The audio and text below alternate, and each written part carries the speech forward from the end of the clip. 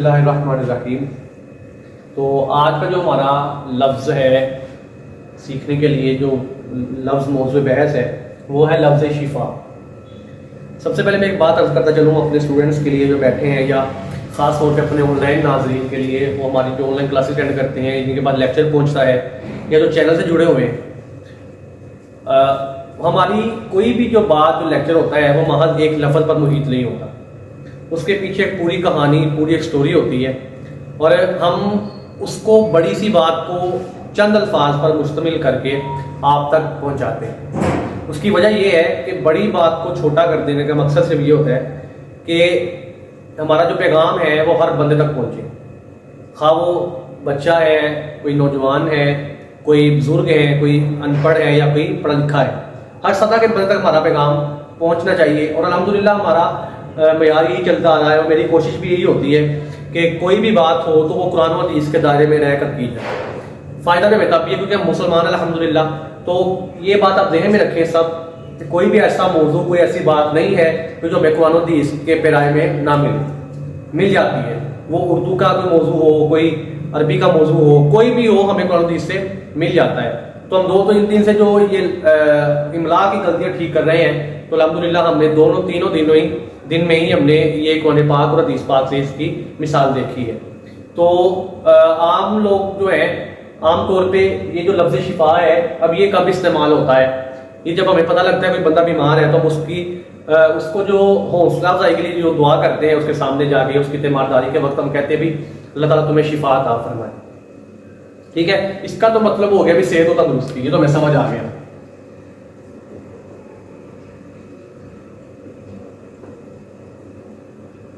صحت و تندرستی۔ اچھا، اب یہ ہے زیر کے ساتھ شفا۔ انشاءاللہ آج بھی ہم اس کی مثال قرآن پاک میں سے ہی دیکھیں گے، اور جو اس کا لفظ غلط ہے اب وہ کیا ہے وہ دیکھتے ہیں۔ وہ ہے شفا زبر کے ساتھ، اور آپ لوگ یقیناً اس بات پہ اگری کریں گے کہ آپ نے دیکھا ہوگا کہ لوگ خیال نہیں کرتے، وہ جا کے کہتے ہیں بھائی اللہ تعالیٰ تمہیں شفا دے، اللہ تعالیٰ تمہیں شفا عطا فرمائے۔ تو اب شفا کا مطلب کیا ہے؟ موت یا گھڑا، ٹھیک ہے، یا کنارہ۔ اچھا، ہم تو گئے ہیں اس کو دعا دینے، ہم نے کہا تھا اللہ تعالیٰ تمہیں شفا عطا فرمائے، تو ہم نے تو دیکھتے اس کو صحت و تندرستی کی دعا، لیکن ہم تو غلط بول کے تو ہم اس کو منہ پہ کہہ رہے ہیں کہ اللہ تعالیٰ تمہیں موت عطا فرمائے یا تمہیں گڑھے میں پھینک دیں۔ تو لفظی غلطی کا یہ نقصان ہوتا ہے جو ہم بالکل لائٹ لے لیتے ہیں اس بات کو، اور میں آپ کو روزانہ تقریباً کہتا ہوں کہ لفظی غلطی کو ہم نے نہیں کرنا چاہیے، اور خاص طور پہ عربی پڑھتے وقت بڑا خیال کرنا چاہیے۔ اور یہ بھی بات میں نے اکثر بتائی ہے سب کو کہ جو کچھ ایسے الفاظ ہیں، بلکہ بہت سے ایسے الفاظ ہیں جو عربی میں بھی استعمال ہوتے ہیں اور اردو میں بھی استعمال ہوتے ہیں۔ تو اب ہم ان دونوں کی مثال جو ہے وہ قرآن پاک میں سے دیکھتے ہیں۔ اب قرآن پاک میں اس کی کیا مثال ہے وہ دیکھتے ہیں ہم، کہاں پہ کیسے بیان ہوئی ہے۔ میں عبارت بھی لکھتا ہوں، نیچے ترجمہ بھی لکھتا ہوں، عبارت وغیرہ آپ کے لکھ دیتا ہوں، اور خصوصی یہ میں اپنے آن لائن ناظرین سے بھی عرض کروں گا، اور آپ جتنے بیٹھے ہیں کہ بھائی جو میں لکھواتا ہوں یہاں پہ وہ نوٹ کیا کریں۔ اس کی وجہ یہ ہے کہ جو بھی آپ لکھتے ہیں ایک تو آپ کو یاد رہے گا، اور دوسرا آسان جب کر کے آپ کو سمجھایا جاتا ہے چھوٹی بات، اور اس کا جامعہ معنی سمجھانے کا مقصد صرف یہ ہوتا ہے کہ آپ بات آگے پھیلائیں۔ اچھی بات آگے پھیلانا یہ بھی بہت بڑا صدقہ جاریہ ہے، اور ہمارا سیکھنے کا مقصد بھی یہی ہے کہ ہم نے دین کے پیرائے میں رہتے ہوئے لوگوں کو دین کے ساتھ جوڑنا ہے، اور آسانی کے ساتھ جوڑنا ہے، مشکل نہیں، کیونکہ لا اکراہ فی الدین، دین میں سختی تو ہے ہی نہیں، یہ بھی قرآن پاک میں ہے۔ تو اس لیے آپ لوگ جب نوٹ کریں گے ایک تو آپ کے پاس محفوظ رہے گا، یاد بھی رہے گا، اور جب آپ آگے پیغام پہنچائیں گے تو جب آپ بھی خود بھی پڑھیں گے، ایفرٹ کریں گے اور آگے پہنچائیں گے تو یقیناً یہ قرآن و حدیث کا پیغام عام ہو جائے گا۔ تو دیکھتے ہیں اس کی مثال شفا جو اصل لفظ ہے اس کی مثال قرآن پاک میں کیا ہے، اور جو لفظ شفا ہے اس کی مثال قرآن پاک میں کیا ہے۔ تو سورۃ بنی اسرائیل کی آیت میں لکھتا ہوں، بسم اللہ الرحمن الرحیم، وَنُنَزِّلُ مِنَ الْقُرْآنِ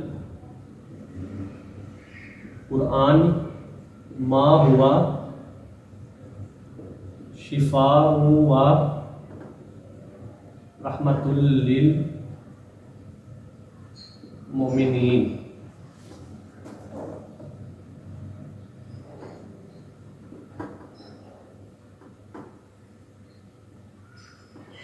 ٹھیک ہے، اس کا ترجمہ کیا ہے؟ فرمایا اور ہم نے قرآن میں وہ نازل کیا جو مومنین کے لیے شفا اور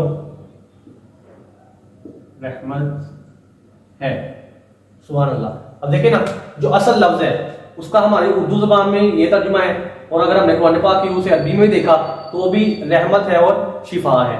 اب اس کا ہم دیکھتے ہیں اردو میں جو میں نے آپ کو معنی اس کے بتائے ہیں, اب اس کو عربی میں دیکھتے ہیں یہ عربی میں کیسے استعمال ہوا ہے. تو وہ سورۃ آل عمران کی ایک آیت میں پیش کرتا ہوں. اس میں فرمایا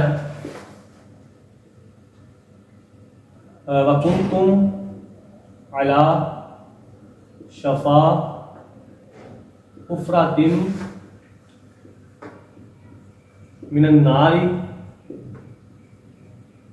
فَأَنْقَذَكُمْ مِنْهَا. اور جب تم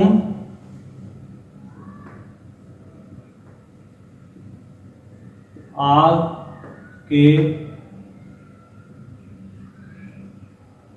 گھڑے کے کنارے پر تھے تو اس نے تمہیں محفوظ کیا. ٹھیک ہے, یا بچایا. ٹھیک ہے,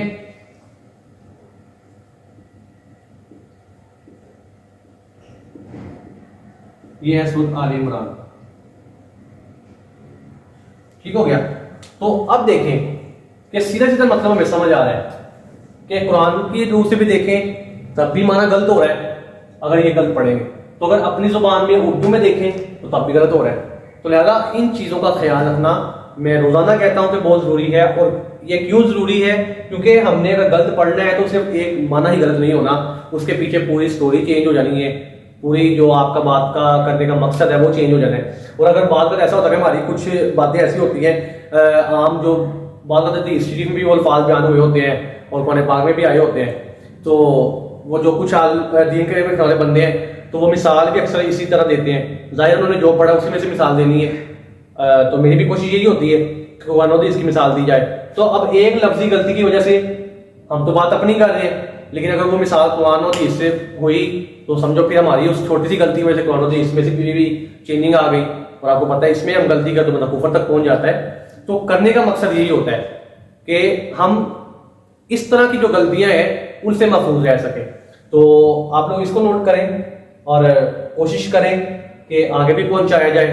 اور جو خاص طور پہ آن لائن ہمارے ناظرین ہیں یا اسٹوڈنٹس جو آن لائن لیکچر ہمارا اٹینڈ کرتے ہیں یا جو چینل کے ساتھ جڑے ہوئے ہیں وہ بھی ان باتوں کو نوٹ کیا کریں, اور کچھ اظہار کرنا ہو تو وہ ہمارے چینل پہ کر سکتے ہیں, کمنٹس میں کر دیں, ہمیں پرسنل ان باکس میسیج کر دیں, تو انشاءاللہ آپ کی بات کا پورا رسپانس کیا جائے گا اور آپ کی بات پہ جو ہے اس پہ رسپانس کر کے اس پہ ورکنگ بھی کی جائے گی. تو ابھی آپ یہ نوٹ کریں انشاءاللہ, اس کے بعد پھر ہم آگے دیکھتے ہیں.